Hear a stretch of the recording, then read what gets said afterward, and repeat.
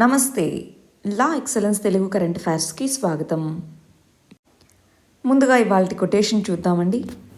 Non violence అన్నటువంటిదే greatest force మన దగ్గర ఉన్నటువంటి వాటిలో మైటియర్ దాన్ మైటియెస్ట్ వెపన్, దేన్నైనా సరే డిస్ట్రాయ్ చేయగలదు అంటున్నారు. ఎందుకని వైలెన్స్ ఎందుకని సాధించలేదు, నాన్ వైలెన్స్ ఎందుకు సాధించగలదు?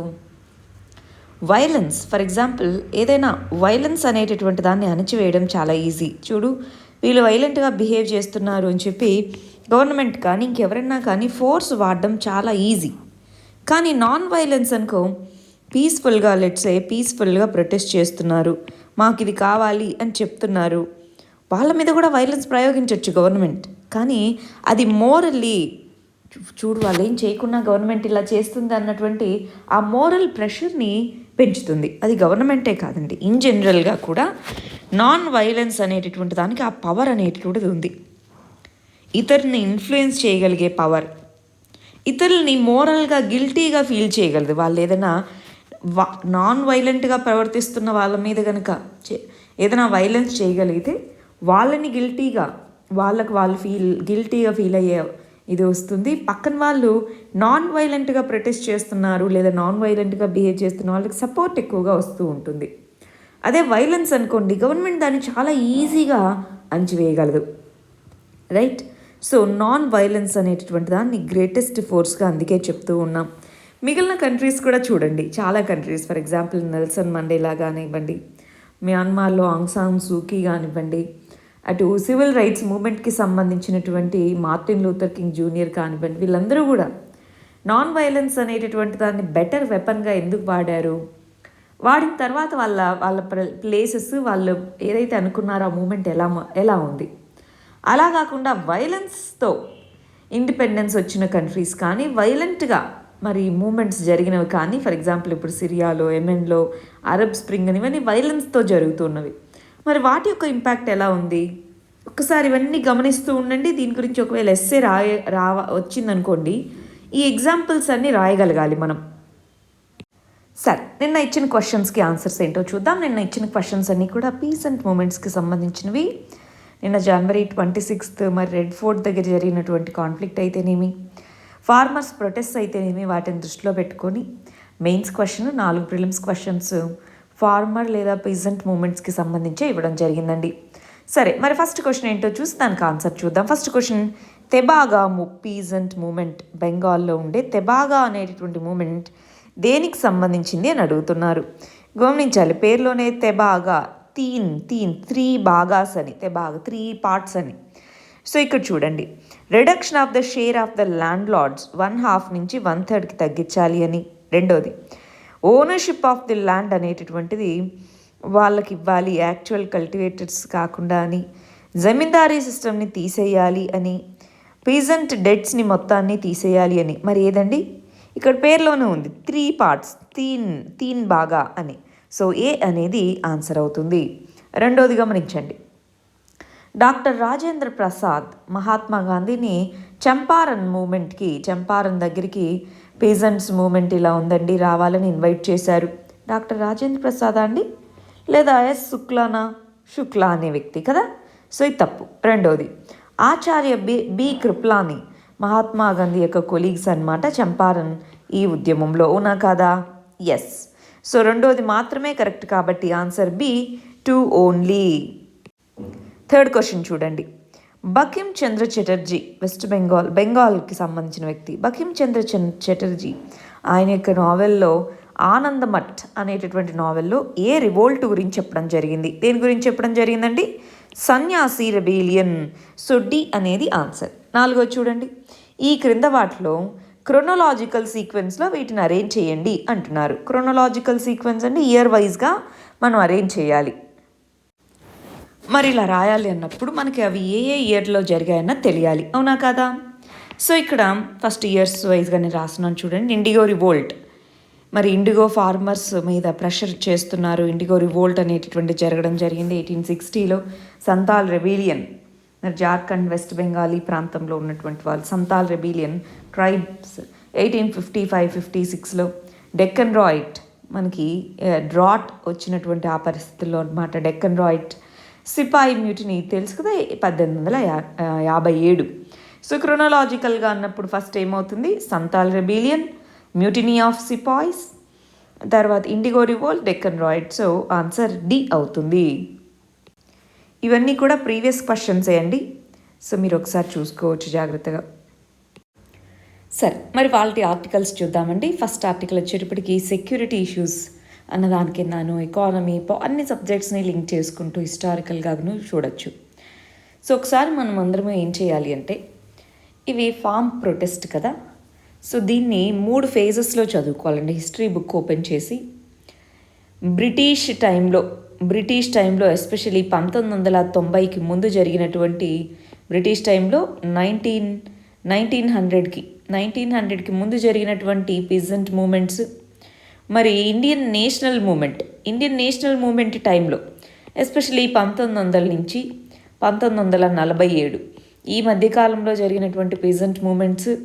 రెండోది పోస్ట్ ఇండిపెండెంట్ మూమెంట్స్, అంటే ఇండిపెండెన్స్ వచ్చిన తర్వాత పోస్ట్ ఇండిపెండెంట్ టైంలో 1947 ఆ ప్రాంతం నుంచి 1991 ఈ ప్రాంతం వరకు, ఈ టైం వరకు జరిగినటువంటి పీజెంట్ మూమెంట్స్.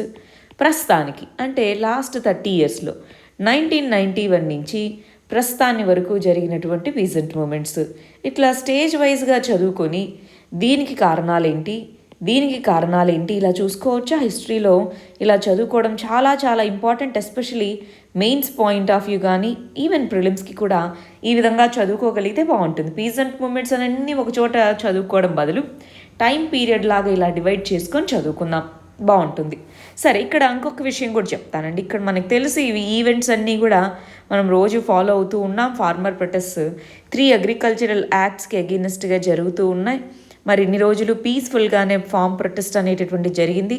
మరి ఈ కంటెక్స్లో నిన్న కూడా పీస్ఫుల్గానే సాగుతూ ఉన్నటువంటి టైంలో కొంతమంది ఇక్కడ రెడ్ ఫోర్ట్కి రావడము, అక్కడ మరి ఫ్లాగ్ అనేటటువంటిది, ఇండియన్ ఫ్లాగ్ ఏదైతే ఉందో ఆ ఇండియన్ ఫ్లాగ్ దగ్గర ఇదిగో డిఫరెంట్ ఫ్లాగ్స్ అనేవి హాయిస్ట్ చేయడము, ఇది జరగడం జరిగింది. అక్కడ ఇన్సిడెంట్ వైలెంట్గా మారింది. ఇలాంటి కంటెక్స్ట్ అన్నమాట. సో ఎప్పుడైనా కానీ ఒకసారి మాస్ మూమెంట్ ఏదైనా జరుగుతున్నప్పుడు, ఇంత లార్జ్ స్కేల్లో మాస్ మూమెంట్ అనేది జరుగుతున్నప్పుడు ఏ చిన్న ఇన్స్టిగేషన్ అయినా సరే అది వైలెంట్ మూమెంట్గా వైలెన్స్ అనేది రావచ్చు. సో అందుకే మాస్ మూమెంట్స్కి లీడర్షిప్ అనేటటువంటిది ఇంపార్టెంట్. ఎవరు సింగిల్ లీడర్షిప్ కానివ్వండి, అందరూ యునైట్ అవ్వగలగాలి. ఎప్పుడైనా సరే మాస్ మూమెంట్ అనేది వైలెంట్గా టర్న్ అవుట్ అవుతే దాన్ని గవర్నమెంట్ అనేటటువంటిది డిస్క్రెడిట్ చేయడం కానివ్వండి, దానికి అదే క్షీణించిపోతుంది, సపోర్ట్ తగ్గిపోతుంది. సో అది జనరల్గా మనం చూసేదన్నమాట. సో ఇలాంటి కంటెక్స్లో ఒక్కసారి non cooperation movement, Chauri Chaura incident ఒకసారి గుర్తెచ్చుకోండి. హిస్టరీలో 1922లో ఏం జరిగిందో ఒకసారి గుర్తెచ్చుకుంటారా? అంటే దీనికి లింక్ ఉందని కాదు, కానీ హిస్టరీని ఎప్పుడూ కూడా కొన్ని ఈవెంట్స్ని మనకి దృష్టిలో ఉంటాయి కాబట్టి కరెంట్ ఇష్యూస్, వీటిని ఇండెక్స్గా పెట్టుకొని చదువుకోగలిగితే ఎక్కువ రోజులు గుర్తుంటాయి. బట్ దీని నేచర్కి కంపేర్ చేసుకుంటూ రండి. చౌరీ ఇన్సిడెంట్ తర్వాత గాంధీజీ దాన్ని ఆపకుండా ఉండుంటే ఏమయ్యేది, ఆపితే ఏమయ్యేది, ఇలాంటి డిబేట్స్ ఉంటాయి, రైట్. ఒకసారి హిస్టరీ దాంట్లో ఒకసారి ఇవన్నీ కూడా చూడండి. చాలా చాలా ఇంపార్టెంట్. కాంటెంపరీ ఇష్యూస్ని, ఇంతకుముందు జరిగిన ఇష్యూస్ని డైరెక్ట్గా కంపేర్ చేయలేము. అప్పుడున్న సర్కామ్స్టాన్సెస్ వేరు, ఇప్పుడున్న సర్కామ్స్టాన్సెస్ వేరు. కానీ అప్పుడు ఏం జరిగింది అని తెలుసుకోగలిగితే అది ఇప్పుడు మనకు ఒక గైడింగ్ లైట్గా ఉపయోగపడుతుంది. నెక్స్ట్ ఇంపార్టెంట్ ఆర్టికల్ ఎకానమీకి సంబంధించిందండి. ఎకానమీ మరియు జాగ్రఫీలో కూడా దీన్ని మనం చూడొచ్చు. మేఘాలయ అన్న నార్త్ ఈస్టర్న్ స్టేట్ అయినటువంటి మేఘాలయలో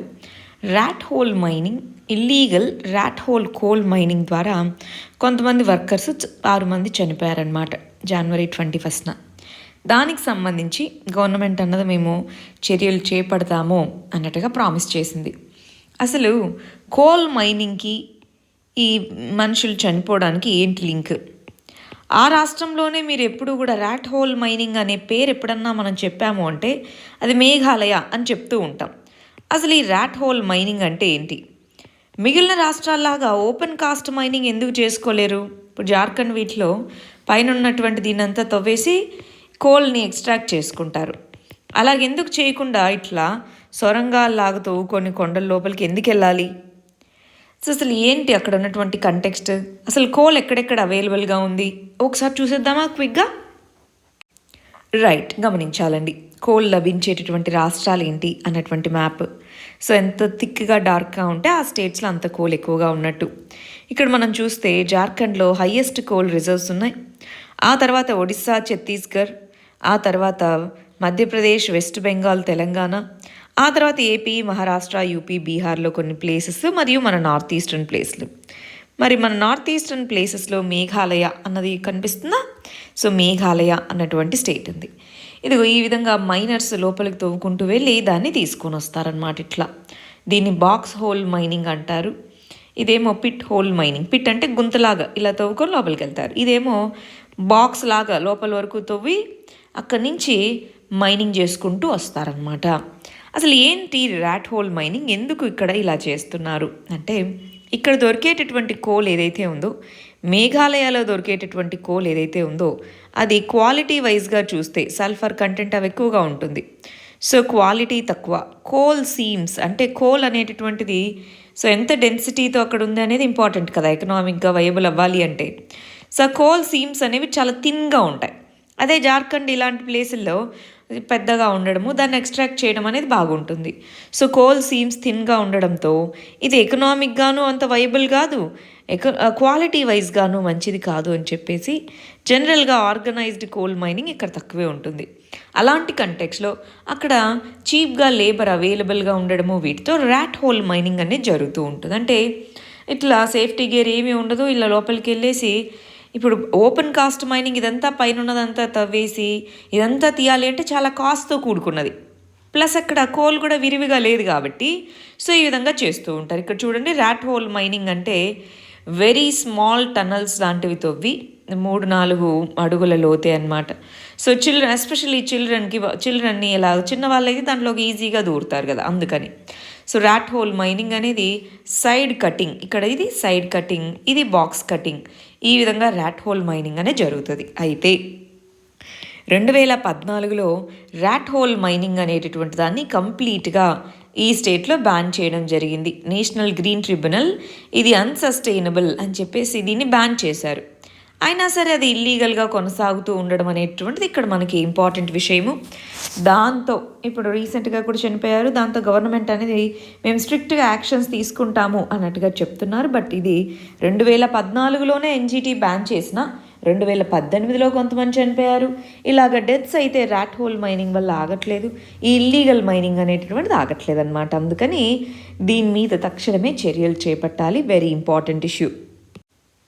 నెక్స్ట్ ఆర్టికల్ వచ్చేటప్పటికి టైం క్యాప్సూల్స్. టైం క్యాప్సూల్ అంటే ఏంటి, మనము ఒకవేళ ఏదైనా ప్రమాదవశాత్తు అక్కడ ఉన్నవన్నీ కూడా పాడైపోయినా, అక్కడ ఉన్నవన్నీ కూడా మరి అక్కడ అసలు జనాభా లేకపోయినా సరే ఫ్యూచర్ రెఫరెన్స్ కోసం కొంత మెటీరియల్ అనమాట, ఇక్కడ ఏం జరిగింది, దాని యొక్క హిస్టరీ ఏంటి అని తెలుసుకోవడం కోసం ఫ్యూచర్ రెఫరెన్స్ కోసం కొన్నిటిని భద్రపరచడం అనమాట. సో ఆ కంటెక్స్లో టైం క్యాప్సూల్స్ అనేటటువంటివి అంటే మనం ఏదైతే ఇన్ఫర్మేషన్ని నెక్స్ట్ జనరేషన్స్కి లేదా మనం ఏ ప్రదేశం అయితే ఉందో దానికి సంబంధించి చెప్పాలనుకుంటున్నామో ఆ ఇన్ఫర్మేషన్ని స్టోర్ చేసి బాగా, ఇదిగో చూడండి ఇలాంటి స్టీల్ దాంట్లో స్టోర్ చేసి కొన్ని అడుగుల లోతులో దాచిపెట్టడము ఇలా జరుగుతూ ఉంటుందన్నమాట. సో వాటిని మనం టైం క్యాప్సూల్ అంటూ ఉంటాం. టైం క్యాప్సూల్ అంటే ఏంటి, సో ఇప్పుడు ఏం జరిగింది అని నెక్స్ట్ వచ్చేటప్పటికి చెప్పడానికి టైం క్యాప్సూల్స్ అంటారు. ఇవి 10,000కు పైగా టైం క్యాప్సూల్స్ అనేవి ఉన్నాయి చాలా యూనివర్సిటీస్. కానీ మనకి మీకు గుర్తుందా, అయోధ్యకు సంబంధించినటువంటి ఫౌండేషన్ స్టోన్ వేసేటప్పుడు టైం క్యాప్సూల్ అనేటటువంటిది పెడతారని అప్పట్లో రూమర్స్ వచ్చాయి, కానీ అప్పుడు మనకేం పెట్టలేదు. సో టైం క్యాప్సూల్ అని అంటాం. సరే, అది ఒకటో విషయం. అయితే ఇక్కడ రెండో విషయం మరి AMU అంటున్నాం, అలీగర్ ముస్లిం యూనివర్సిటీ. ఈ అలీగర్ ముస్లిం యూనివర్సిటీ అనేటటువంటిది ఇనీషియల్గా మొహమ్మదియన్ ఆంగ్లో ఓరియంటల్ కాలేజ్గా ఇది స్టార్ట్ అయింది అలీగర్లో. సో దానికి సంబంధించి హిస్టారికల్గా దాని యొక్క హిస్టరీ ఏంటి అది కూడా మనం ఒకసారి చూసుకుంటే బాగుంటుందండి. గమనించారా, ఇవాళ హిస్టరీకి సంబంధించి చాలా రెఫరెన్స్ వస్తున్నాయి. సో ఒకచోట రాసి పెట్టుకోండి, హిస్టరీ బుక్ మీరు రివిజన్ చేసుకునేటప్పుడు ఇవి కరెంట్ అఫైర్స్లో వచ్చాయని వాటిని బాగా చదువుకోండి. ఇప్పటికిప్పుడు వెళ్ళి ఇవన్నీ చదవండి అని కాదు, ఒకచోట రాసి పెట్టుకోండి రెఫరెన్స్గా, వాటిని హిస్టరీ బుక్ రివిజన్ చేసేటప్పుడు చదువుకోండి బాగా. ఇక్కడ చూడండి, 1877లో అప్పుడున్నటువంటి వైస్రాయ్ లార్డ్ లిటన్ ఒక టైం క్యాప్సూల్ని ఆ ప్లేస్లో ఫౌండేషన్ స్టోన్ అక్కడ ఉంచడం జరిగింది. మరి దాన్ని ఎలా రికవర్ చేయాలి ఏంటి అన్న దాని గురించి కూడా ఒక కమిటీని వేశామని చెప్తున్నారు. అంటే టైం క్యాప్సూల్స్ అనేటటువంటివి రేర్ ఏమీ కాదు, ముందు నుంచి కూడా ఉన్నటువంటివే. నెక్స్ట్ ఆర్టికల్ ఎకానమీ మరియు ఎన్విరాన్మెంట్ కింద చదువుకుంటామండి. ఇక్కడ గ్రీన్ ట్యాక్స్ అంటున్నారు. అంటే వెహికల్స్ ఏవైతే ఓల్డ్ అయిపోయి ఉంటాయో వాటికి సంబంధించి వాటిని మరి పొల్యూషన్ రాకుండా ఉండాలి, సో వాటిని రీప్లేస్ చేయాలి అన్నటువంటి ఉద్దేశము. దాని కంటెక్స్లో ఒక గ్రీన్ ట్యాక్స్ అనమాట. ఇక్కడ ఏం చేయబోతుంది గవర్నమెంట్ నెక్స్ట్ ఇయర్ నుంచి, ఇది 15 సంవత్సరాలు నిండితే ఆ వెహికల్కి, సో దాని మీద ఎక్కువ ట్యాక్స్ వేయడం. అంటే దాని ఉద్దేశం ఇండైరెక్ట్గా వాటిని మీరు అమ్మేసుకొని కొత్తవి తీసుకోండి అన్నట్టుగా అనమాట. సో ఎక్కువ ట్యాక్స్ వేస్తాము, ఫ్యూయల్ ఎఫిషియన్సీ వాటన్నిటినీ బేస్ చేసుకొని అన్నట్టుగా చెప్తున్నారనమాట. ఆల్రెడీ మనము ఇదిగో ఎన్విరాన్మెంట్కి సంబంధించి ఇండియాలో వెహికల్స్కి సంబంధించి వెహికల్స్ని న్యూ వెహికల్స్ని రీప్లేస్ చేయాలి ఇలాగ ఉన్నాయి పాలసీ. కానీ ఇప్పుడు రీసెంట్గా ఈ విధంగా ప్రపోజ్ చేయడం జరిగింది, నెక్స్ట్ ఇయర్ నుంచి ఇంప్లిమెంట్ చేస్తామని. కానీ ఇక్కడ ఒకటి గుర్తుంచుకోవాలండి, ఇప్పుడు 2 కావాలి. ఒకటి, ఈ 15 సంవత్సరాలు ఇలా అయిపోయిన తర్వాత ఆ వెహికల్స్ని స్క్రాప్ చేస్తే ఆ స్క్రాప్ నుంచి రికవరీ చేసేటటువంటి ఇండస్ట్రీ ఉండాలి కదా, అంతేనా? స్క్రాప్ ఇప్పుడు ఆ వెహికల్స్ అని అమ్మేశారు అనుకుందామండి, ఫర్ ఎగ్జాంపుల్ పాతవి, స్క్రాప్ రికవరీ అనేది ఉండాలా? సో స్క్రాప్ రికవరీ అనేటటువంటిది ఆ ఇండస్ట్రీస్ని ఎంకరేజ్ చేసుకుంటూ వెళ్ళాలి. రెండోది, అసలు ఏ వెహికల్ ఎప్పుడు రిజిస్టర్ అయింది, ఇప్పుడు ప్రస్తుతానికి మనకి ఆర్టీఓ ఇవన్నీ ఉన్నాయి కాబట్టి డేటా అనేది ఉంది. సో ఆ టైం పరిమితి ఎంత, దాని యొక్క ఎఫిషియన్సీ ఎంత, దానికంతా సంబంధించినటువంటి ఒక డేటాబేస్ ఉండాలి, అంతేనా? సో ఆ వెహికల్ డేటాబేస్ అనేటటువంటిది సెంట్రల్ లెవెల్లో మెయింటైన్ చేయగలగాలి. మూడోది వచ్చేటప్పటికి అందరూ కూడా 15 ఇయర్స్ అయిపోగానే దాన్ని రీప్లేస్ చేస్తారు అని మనం అనుకోవడానికి లేదు. డిఫరెంట్ కంటెక్స్లలో ఇప్పుడు సోషో ఎకనామిక్గా కానీ, ఎస్పెషల్లీ ఎకనామిక్గా వల్నరబుల్గా ఉన్నారు, చిన్న ట్యాక్సీ నడుపుకుంటున్న వ్యక్తి అనుకుందాం. సో అలాంటప్పుడు ఏం చేయాలి? ఇన్సెంటివైజేషన్ ఇవ్వాలి. సో వాళ్ళ యొక్క సిచ్యువేషన్ని బట్టి ఇన్సెంటివైజేషన్ చేయాలి, అందరికీ కాదు. అక్కడ నీడ్ ఎవరికైతే ఉంటుందో ఆ ఇన్సెంటివైజ్ చేసుకోగలిగితే అప్పుడు ఇలాంటి గ్రీన్ ట్యాక్స్ ఇనిషియేటివ్స్ ఇంకా బెటర్గా ఉంటాయి. ఇంపార్టెంట్, ఎందుకంటే గ్రీన్ హౌస్ గ్యాస్ ఎమిషన్స్లో ఈ వెహికల్స్ అనేటటువంటివి చాలా, ఎస్పెషల్లీ ట్రాన్స్పోర్ట్ సెక్టార్ అనేటటువంటిది ఎక్కువ కాంట్రిబ్యూట్ చేస్తుంది. సో ఆ కంటెక్స్లో ఈ వెహికులర్ ఎమిషన్స్ తగ్గించాలి అంటే ఈ విధంగా మంచి ఇనిషియేటివ్ అనమాట. కానీ దాన్ని ఎలా ఇంప్లిమెంట్ చేస్తాం అనేది ఇంపార్టెంట్. ఇదేనా మనం నిన్న చదువుకుంది? సో గ్రీన్ ట్యాక్స్ అంటే ఏంటి, 15 ఇయర్స్ పైబడితే గ్రీన్ ట్యాక్స్ అనేది ఛార్జ్ చేస్తామన్నారు. దీని గురించి ఒకసారి చూసుకోండి. నెక్స్ట్ ఆర్టికల్ పాలిటిక్స్ సంబంధించిందండి, ఎలక్షన్స్ అనే దానికి సంబంధించింది. ప్రస్తుతానికి మనకి ఎలక్షన్ మెథడ్ ఏంటి, ఏ విధంగా ఎలక్షన్స్ కండక్ట్ చేస్తుంది, ఎలక్షన్ కమిషన్ ఆఫ్ ఇండియా అనేటటువంటిది ఈవీఎం సిస్టమ్ని ఇంట్రడ్యూస్ చేశాం. ఇంతకుముందు బ్యాలెట్ సిస్టమ్ అనేటటువంటిది ఉండేది డైరెక్ట్గా, ఇప్పుడు ఈవీఎం సిస్టమ్, ఎలక్ట్రానిక్ ఓటింగ్ మిషన్ని వాడుతున్నాం, అవునా? ఈ ఈవీఎంస్ మీద డౌట్స్ ఉన్నాయి అనడంతో వీవీప్యాట్ సిస్టమ్స్ని ఇంట్రడ్యూస్ చేశాం. వీవీప్యాట్ అంటే ఏంటి? Voter verifiable paper audit trial అని అంటాము. గమనించాలి.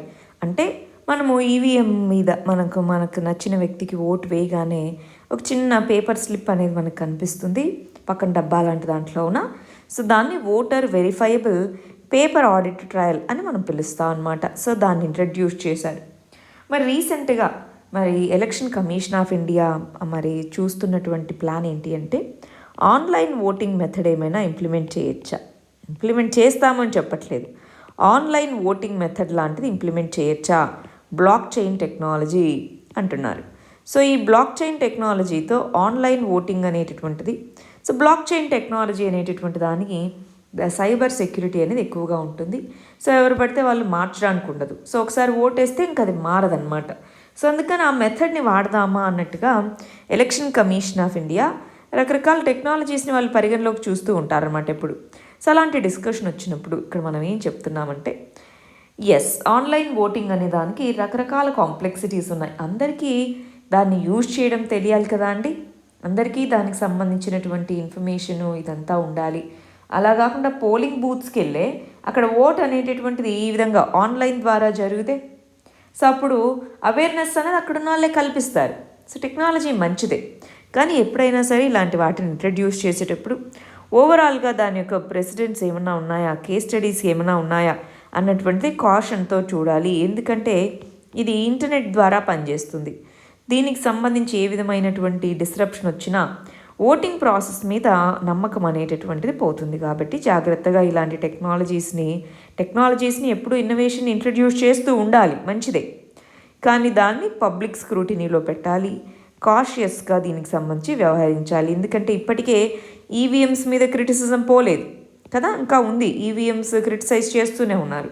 సో మళ్ళీ ఇలాంటిది అన్నప్పుడు ఎప్పుడైనా డెమోక్రసీలో పీపుల్స్ ట్రస్ట్ అనేది ఇంపార్టెంట్. నెక్స్ట్ ఆర్టికల్ ఇంటర్నేషనల్ రిలేషన్స్కి సంబంధించిందండి. యుఎన్ఎస్సి, యునైటెడ్ నేషన్స్ సెక్యూరిటీ కౌన్సిల్కి సంబంధించి. యుఎన్ఎస్సికి సంబంధించి ఇండియా అనేటువంటి నాన్ పర్మనెంట్ మెంబర్గా ఎన్నుకోవడం జరిగింది.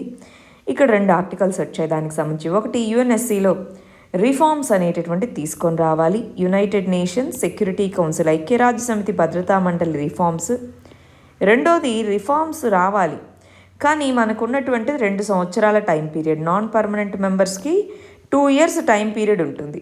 ఆ 2 years టెన్యూర్లో ఓన్లీ యుఎన్ఎస్సి రిఫార్మ్స్ మేము పర్మనెంట్గా మెంబర్గా జాయిన్ అవుతాం అనే దానికంటే బియాండ్గా ఏమేమి మెజర్స్ తీసుకోవచ్చు, ఏమేమి రిఫార్మ్స్ అనేటటువంటివి తీసుకోవచ్చు, వీటి మీద మన ఇండియా అనేది ఫోకస్ చేయాలి. ఎస్, యుఎన్ఎస్సి రిఫార్మ్స్ కావాలి కానీ అవి టైంతో కూడుకున్నటువంటివి. మరి ఈ షార్ట్ టైం, ఈ 2 years టెన్యూర్లో మనకి ఏం మెజర్స్, దేని మీద ఫోకస్ చేయగలమో చూడాలి. ఎస్పెషల్గా చూడండి, టెర్రర్ అనేటటువంటి స్పాన్సరిజం, టెర్రర్ అనేది మేజర్ ఇష్యూ అనమాట మనం రైజ్ చేసే ఇష్యూస్లో. సో దాని మీద యాక్షన్ చేపట్టేలాగా మనం గ్లోబల్ కంట్రీస్ అన్నిటినీ గ్యాదర్ చేయాలి, ఎఫర్ట్స్ అన్నిటినీ గ్యాదర్ చేయగలగాలి, ఆ విధంగా చేయగలగాలి.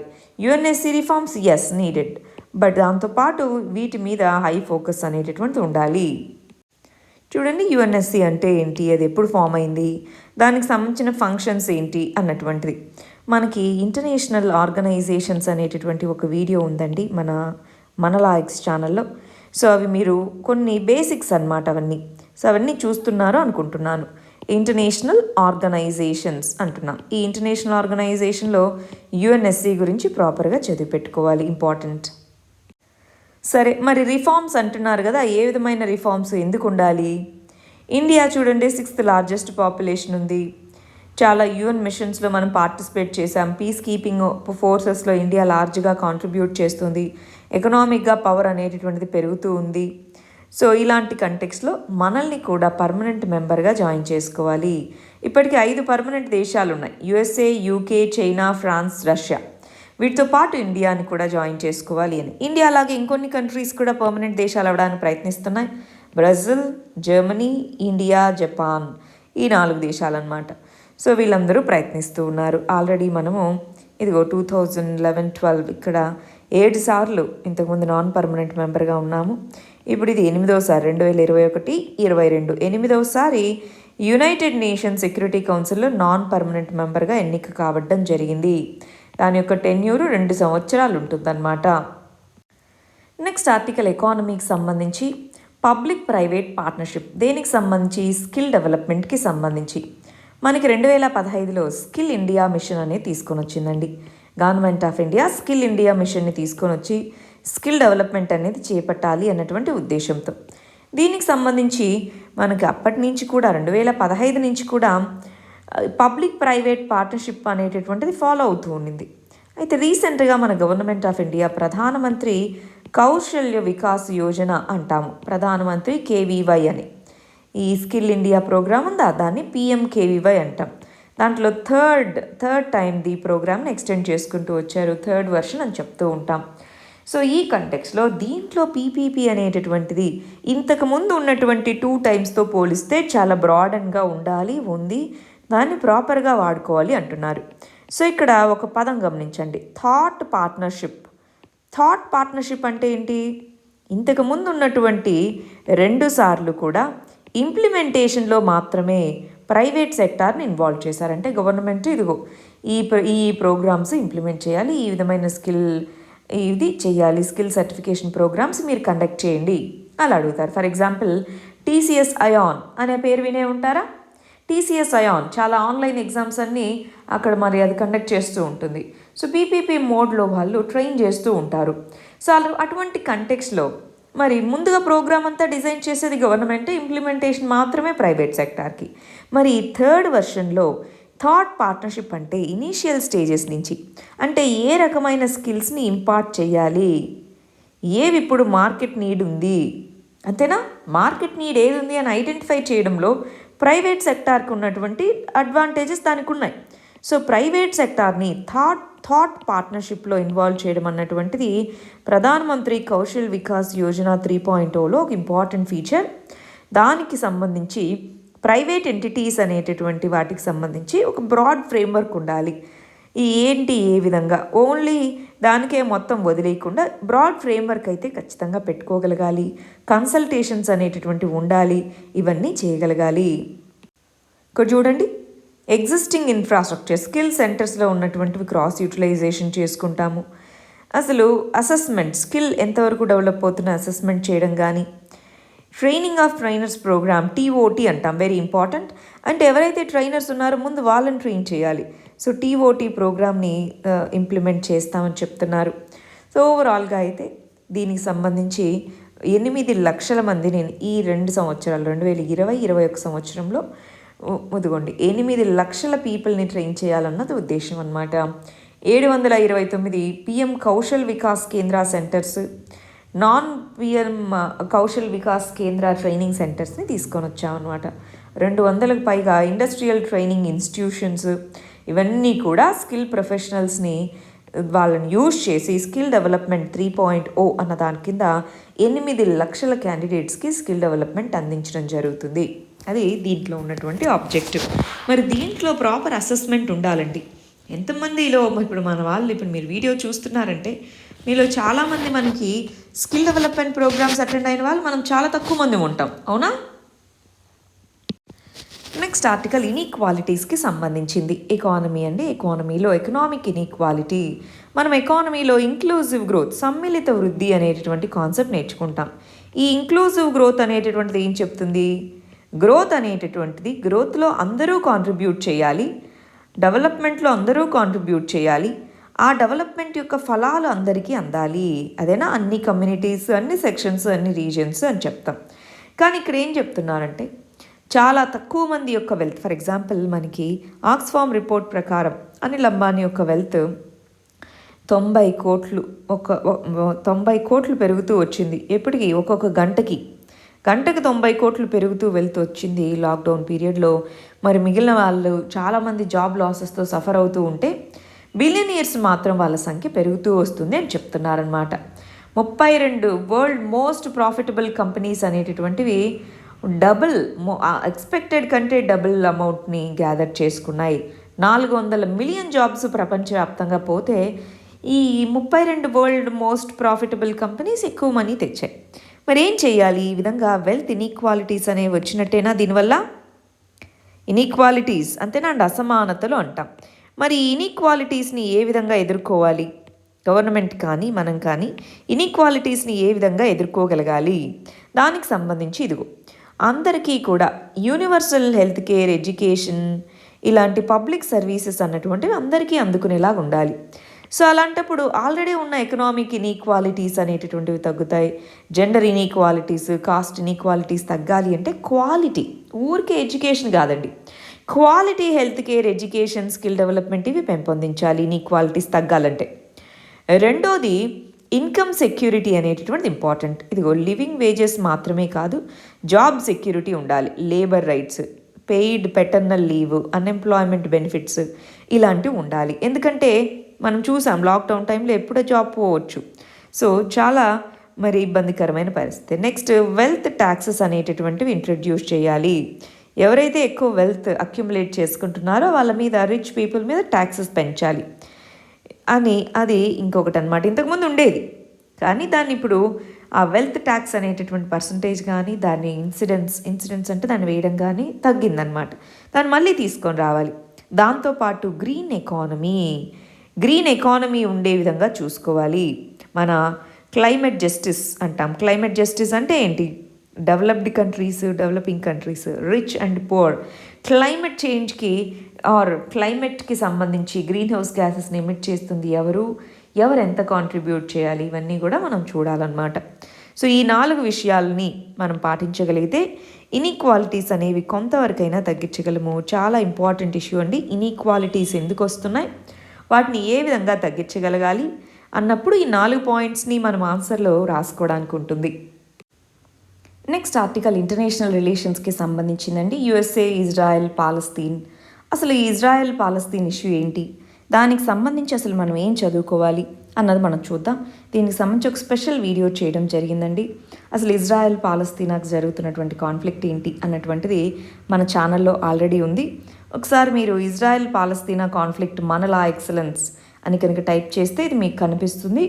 డీటెయిల్డ్గా దీంట్లో ఒక 10-15 మినిట్స్ వరకు ఎక్స్ప్లెయిన్ చేయడం జరిగింది. అది ఒకసారి చూడండి. బట్ ఇప్పుడు న్యూస్లో ఏముందో అది చెప్తాను. ఇజ్రాయెల్ మరియు పాలస్తీనా ఇవి 2 దేశాలు ఏవైతే ఉన్నాయో, ఇజ్రాయెల్ అనేటటువంటిది ఈ వెస్ట్ బ్యాంక్ ప్రాంతము, గాజా స్ట్రిప్, ఈ 2 మాత్రమే ఇప్పుడు పాలస్తీనాకు మిగిలింది. సో ఈ వెస్ట్ బ్యాంక్ని అన్నెక్స్ చేస్తాము అన్నటువంటిది చెప్పడం జరిగింది ఇజ్రాయెల్ యొక్క ప్రైమ్ మినిస్టర్ బెంజమిన్ నెతన్యాహు ఉన్నప్పుడు. అప్పుడు ట్రంప్ కూడా దీనికి సపోర్ట్ చేయడము, మళ్ళీ దాన్ని వెనక్కి తీసుకోవడం ఇలా జరిగాయి. ఇంతకు టెల్ అవీవ్ అనేటటువంటిది జనరల్గా అక్కడ ఎంబసీస్ అన్నీ ఉండేవి. దాన్ని తీసుకొచ్చి జెరూసలం అన్నది పాలస్తీన్ ఇజ్రాయెల్ మధ్యలో కాన్ఫ్లిక్ట్ ఉన్నటువంటి ప్లేస్. దాంట్లో యుఎస్ఏ దాని యొక్క ఎంబసీని పెట్టి అదే ఇజ్రాయెల్ యొక్క క్యాపిటల్ అని గుర్తించడము. ఇక్కడ గోలన్ హైట్స్ అనే ప్రాంతం ఉంది. ఇది సిరియా మరియు ఇజ్రాయెల్ మధ్యలో కాన్ఫ్లిక్ట్ ఉన్న ప్రాంతం.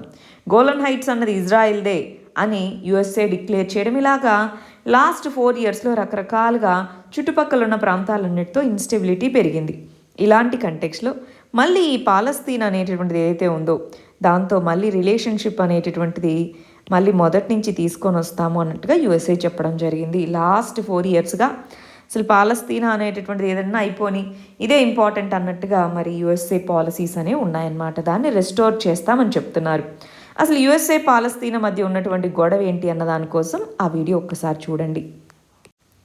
నెక్స్ట్ ఆర్టికల్ వచ్చేటప్పటికి యూకేకి సంబంధించిన క్రెయిన్ అనేటటువంటి కంపెనీ ఇండియా అనేటటువంటిది కనుక మాకు ట్యాక్స్ కేసులో ఎంతైతే వెనక్కి తిరిగి ఇవ్వాలో అది ఇవ్వలేదనుకోండి, మేము దానికి సంబంధించినటువంటి అసెట్స్ ఏవైతే అబ్రాడ్లో ఉన్నాయో అంటే యూకేలో ఉన్నాయో వాటిని సీజ్ చేయమని అడుగుతాము అన్నట్టుగా మనల్ని బెదిరించింది. ఏంటి, ఒక కంపెనీ ఒక కంట్రీనే బెదిరించేటటువంటి స్టేట్లో ఉందా? అదే అండి పవర్ ఆఫ్ ఎంఎన్సీస్.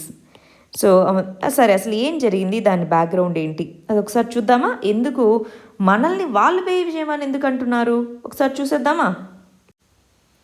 రైట్, మనకి యూకేకి, ఇండియాకి యూకేకి మధ్యలో బైలేటరల్ ఇన్వెస్ట్మెంట్ ట్రీటీ అనేది ఉందండి. అంటే మన దేశంలో వాళ్ళ కంట్రీ కంపెనీస్ కానీ వాళ్ళు కానీ వచ్చి పెట్టినటువంటి ఇన్వెస్ట్మెంట్స్ లేదా మన వాళ్ళు అక్కడికి వెళ్ళి పెట్టినటువంటి ఇన్వెస్ట్మెంట్స్ని ప్రొటెక్ట్ చేస్తాము, ఇన్వెస్ట్మెంట్ ట్రీటీస్ అనేటటువంటి వాళ్ళు అలా చేసుకున్నారు.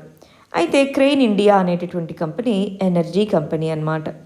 సో అది క్రెయిన్ ఎనర్జీ అనేటటువంటిది రీఆర్గనైజేషన్ చేయడం జరిగింది 2006లో. దానికి సంబంధించి ట్యాక్స్ అనేటటువంటిది మీరు ఇంత పే చేయాలి అని చెప్పారు. అప్పటికే మనకి రెట్రోస్పెక్టివ్ ట్యాక్సేషన్ అంటే ఇప్పటి నుంచి కాదు, ట్యాక్స్ అనేది ముందు నుంచి కూడా 1961 ఎప్పుడైతే ఇన్కమ్ ట్యాక్స్ చట్టం వచ్చిందో అప్పటి నుంచి ఈ ట్యాక్స్ అనేటటువంటిది వర్తిస్తుంది అన్నట్టుగా కొంత ట్యాక్స్ని వేయడం చేశారు. రెట్రోస్పెక్టివ్ ట్యాక్స్ అనేది తీసుకొని వచ్చారు. ఎలాంటివి, కొన్ని కంపెనీస్ ట్యాక్స్ కట్టకుండా ఇది మా సబ్సిడరీ, మా పేరెంట్ కంపెనీకి మేము ఇంత మనీ చెల్లించాలి. ఎప్పుడు ట్యాక్స్ కడతారు? వాళ్ళకి ప్రాఫిట్స్ వస్తే దాని మీద ట్యాక్స్ కడతారు. కానీ వచ్చిన మొత్తాన్ని కూడా ఇది మాకు ఆదాయం కాదు, మా పేరెంట్ కంపెనీ క్రెయిన్ ఇండియా అనేది ఇండియాలో ఉండే సబ్సిడరీ కంపెనీ, ఇది మా పేరెంట్ కంపెనీ అని మొత్తాన్ని అక్కడికి పంపించడం మొదలుపెట్టాయి. దాంతో ప్రాఫిట్స్ అనేది మనకు కనిపించట్లేదు. అందుకని చెప్పేసి కావాలని చెప్పేసి మన వాళ్ళు రెట్రోస్పెక్టివ్ ట్యాక్సేషన్ లాంటివి తీసుకొని వచ్చారనమాట. దాంతో వాళ్ళు కోర్టుకు వెళ్ళారు. ఈ విధంగా మమ్మల్ని ట్యాక్స్ కట్టమంటున్నారు ఏంటి అని చెప్పేసి. సో బాంబే హైకోర్టు అవును మీరు కట్టాలి అని చెప్పడం జరిగింది. అప్పుడు ఇది ఇంటర్నేషనల్గా పర్మనెంట్ కోర్ట్ ఆఫ్ ఆర్బిట్రేషన్కి వెళ్ళడం జరిగింది. ఆర్బిట్రేషన్ అంటారు. సో ఈ పర్మనెంట్ కోర్ట్ ఆఫ్ ఆర్బిట్రేషన్కి వెళ్ళినప్పుడు ఆర్బిట్రేషన్ ట్రిబ్యునల్ అనేటటువంటిది ఏం చెప్పింది, ఇండియాదే తప్పు. సో ముందు లేనప్పుడు ఈ విధంగా ఆర్బిట్రరీగా ఈ ట్యాక్స్ వేయడం అనేటటువంటిది కరెక్ట్ కాదు, అది బైలేటరల్ ఇన్వెస్ట్మెంట్ ట్రీటీకి ఎగెనిస్ట్గా ఉంది అని చెప్పేసి ఎంతైతే అమౌంట్ వాళ్ళు మన మీద వాళ్ళు ఏం చేశారంటే క్రెయిన్ ఇండియాకి సంబంధించిన మన గవర్నమెంట్ షేర్స్, డివిడెండ్స్ అవన్నీ అమ్మేసింది. సో అవన్నిటికీ కలిపి ఎంతైతే కావాలో అంత మనీ చెల్లించండి అని చెప్పేసి సుమారుగా 10,000 కోట్ల రూపాయలని దానికి చెల్లించమని చెప్పింది. సో ఒకవేళ ఇండియా చెల్లించకపోతే దాని యొక్క ప్రాపర్టీస్ ఏవైతే యూకేలో ఉన్నాయో వాటిని అమ్మేసుకొనైనా మేము దాన్ని తీసుకుంటాము యూకేని రిక్వెస్ట్ చేసి అన్నట్టుగా ఈ క్రెయిన్ ఇండియా కంపెనీ చెప్తుంది. అదండి. ఇలాంటి ఇంకొక కేసు వొడాఫోన్ అనేటటువంటి దాంట్లో కూడా ఈ విధంగానే జరిగిందనమాట. మనం చదువుకొని ఉన్నాము, లాస్ట్ కొన్ని మంత్స్ బ్యాక్ చదువుకొని ఉన్నాము. ఎవరికైనా గుర్తు లేదు అంటే ఒకసారి వొడాఫోన్ ఇష్యూ అంటే ఏంటి అని ఒకసారి సెర్చ్ చేసి చూడండి. నెక్స్ట్ ఆర్టికల్ ఎకానమీకి సంబంధించి అగ్రికల్చరల్ క్రెడిట్ అనేటటువంటిది బడ్జెట్లో పెంచచ్చు అన్నట్టుగా చెప్తున్నారు. అగ్రికల్చరల్ క్రెడిట్ టార్గెట్ అంటే లోన్స్ అగ్రికల్చర్కి 19 లక్షల కోట్ల వరకు పెంచచ్చు అని చెప్తున్నారనమాట. 2021-22 బడ్జెట్ ఫిబ్రవరి 1న ఇంట్రడ్యూస్ చేయబోతున్నారు. ఎందుకని పెంచవచ్చు అని చెప్తున్నారు? అగ్రికల్చర్ సెక్టార్లో క్రెడిట్ అనేటటువంటిది ఇంపార్టెంట్, అంతేనా? దేనికైనా సరే, అగ్రికల్చర్కనే కాదు, దేనికైనా క్రెడిట్ అనేది ఇంపార్టెంట్. మన ఇండియాలో ఎక్కువ మంది స్మాల్ అండ్ మార్జినల్ ఫార్మర్స్ ఉన్నారు కాబట్టి వాళ్ళకి ఇన్స్టిట్యూషనల్ క్రెడిట్ అందాలి అన్నటువంటి ఉద్దేశంతో నిన్న మనము ఒక వీడియోలో గుర్తుందా, అగ్రికల్చరల్ క్రెడిట్ సరిగా అందట్లేదు, ఎన్నో రకాల స్కీమ్స్ తీసుకున్నప్పటికీ అని బొమ్మలుగా వేసుకొని నిన్న బాగా చదువుకున్నాం. సో ఆ ఇన్స్టిట్యూషనల్ క్రెడిట్ని ప్రొవైడ్ చేసేందుకు టార్గెట్స్ని పెంచొచ్చు అంటున్నారు. ఇక్కడ పెంచొచ్చు అన్నట్టుగా చెప్తున్నారనమాట. నెక్స్ట్ మనం నిన్న ఇచ్చిన క్వశ్చన్కి మన వాళ్ళు ఎలా ఆన్సర్ రాశారో చూద్దాం. ఇదిగో న్యూ ఆబ్జెక్టివ్స్ ఏమేమి యాడ్ అయ్యాయి ఇండియన్ ఇండిపెండెన్స్ టైంకి అని చెప్తున్నారు. సో 1857 తిరుగుబాటు, ఆ తర్వాత మనకి కొన్ని వాల్యూస్ అనేటటువంటివి యాడ్ అయ్యాయి అని చెప్తున్నారు. హిందూ ముస్లిం యొక్క ఐక్యత, ఓకే, స్వదేశీ భావన, మహిళల భాగస్వామ్యము, ఆర్థికంగా, ఎస్ వెరీ ఇంపార్టెంట్, ఆర్థికంగా మరి రాయాలి ఇక్కడ మనము. మరి మన దాదాబాయి నవరోజీ గారి యొక్క ఇది రాయండి. అంతర్జాతీయ సహకారం, వెరీ గుడ్. వీటితో పాటు అండి ఈ టైంలో వచ్చినవే కదా మనకి లిబర్టీ, డెమోక్రసీ అన్నటువంటి అది కానీ ఆ వాల్యూస్ అన్నీ కూడా మనం ఆ టైంలోనే కదా యాడ్ చేసుకున్నది. 1935 ఫెడరలిజం కానివ్వండి, సో అవి కూడా మీరు యాడ్ చేసుకోవచ్చు. చూడండి, secularism, socialistic economy, gender equality, social religious reforms, depressed classes. So ఓవరాల్గా విజన్, వెరీ గుడ్, విజన్ ఏంటి అని. సో వీటితో పాటు ఇందాకన్నాం కదా డెమోక్రసీ, లిబర్టీ, ఇలాంటి వాల్యూస్ అనేటటువంటివి కూడా ఈ పర్టికులర్ 19th సెంచరీ 20th సెంచరీలో, especially first part of 20th సెంచరీలో మనకి యాడ్ అయ్యాయి. గుడ్. ఇక్కడ చూడండి 20 ఏ విధమైనటువంటి వాల్యూస్, న్యూ ఆబ్జెక్టివ్, స్వరాజ్, ఐక్యత, next weaker sections, very good. చూడండి, లిబర్టీ, ఈక్వాలిటీ, గుడ్ అండి, బాగా రాశారు. Rural development, land reform. So మీరు హెడ్డింగ్స్ పెట్టిన విధానం కానీ రాసింది కానీ బాగుంది, గుడ్. సరే, మిగిలిన వాళ్ళు చాలా తక్కువ మంది రాశారు నిన్నటి క్వశ్చన్ అర్థమై ఉండకపోవచ్చు కొంతమందికి కూడా అనుకుంటున్నానండి. రైట్, మీరు గమనిస్తూ ఉండండి క్వశ్చన్. సరే, ఇవాళ క్వశ్చన్ చెప్తాను చూడండి. అగ్రికల్చరల్ ప్రొడ్యూస్ మార్కెట్ కమిటీస్ అనేవి సెటప్ చేశారు కదా వివిధ రాష్ట్రాలు, వాటిలో ప్రాబ్లమ్స్ క్రిటికల్లీ ఎగ్జామిన్. ఇవాళ నేను ఈ వీడియో అప్లోడ్ చేద్దాం అనుకున్నాను, బట్ డిలే అయింది. మేబీ రేపటికి ఈ వీడియో అప్లోడ్ అవుతుంది. క్రిటికల్లీ ఎగ్జామిన్ అంటే ఏంటి, అనలైజ్ అంటే ఏంటి, ఆ వర్డ్స్ అన్నీ చెప్తాను. ఇది యూపీఎస్సీలో ఆల్రెడీ అడిగిన క్వశ్చనే, ఒకసారి ట్రై చేసి చూడండి. మరి ప్రిలిమ్స్కి సంబంధించి ఇవి 2 ప్రిలిమ్స్ క్వశ్చన్స్ ఎకానమీ రిలేటెడ్గా, వీటికి ఆన్సర్ చేయడానికి ప్రయత్నించండి. All the very best. Thank you very much.